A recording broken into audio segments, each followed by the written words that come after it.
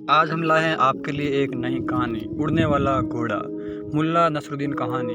एक दिन उदासी भरे लहजे में बादशाह खोजा से बोला, खोजा, बहुत दिनों से मेरी इच्छा है कि आकाश में उड़कर पूरी दुनिया की सैर करूं। मैं दुनिया के पहाड़ों, नदियों, शहरों, गांवों, जंगलों और मैदानों को देखकर अपना नाम बढ़ाना चाहता हूं। मेरी इच्छा पूरी करने के लिए क्या तुम कोई बढ़िया तरकीब बता सकते हो? खोजा ने धीर गंभीर आवाज़ में कहा, ज़रूर बता सकता हूँ जहाँपन्ना। यह सुनते ही बादशाह की उदासी उड़नचू हो गई। वह उतावला होता हुआ बोला, तुम सचमुच बड़े अक्लमंद हो। बताओ, ये तरकीब कौन सी है? आकाश में पहुँचना बहुत मुश्किल काम नहीं है जहाँपन्ना, बशर्ते आप में धीरज हो।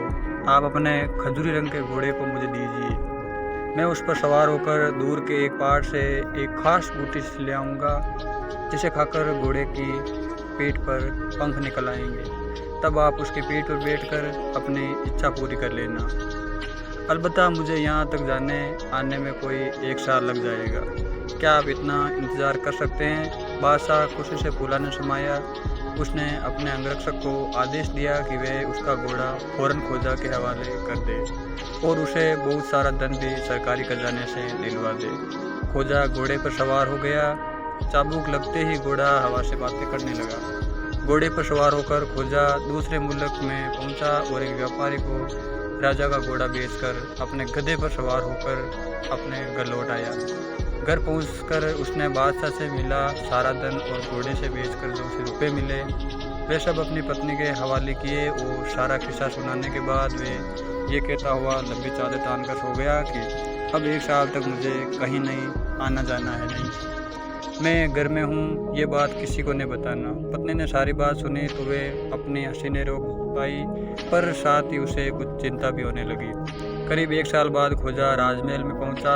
उसे देखते ही बादशाह ने मुस्कुराकर पूछा, खोजा, 3 दिन बाद 1 साल पूरा होने वाला है, क्या मेरे घोड़े की पीठ पर पंख निकल आए? फिर खोजा कहता है, हाँ जहाँपना।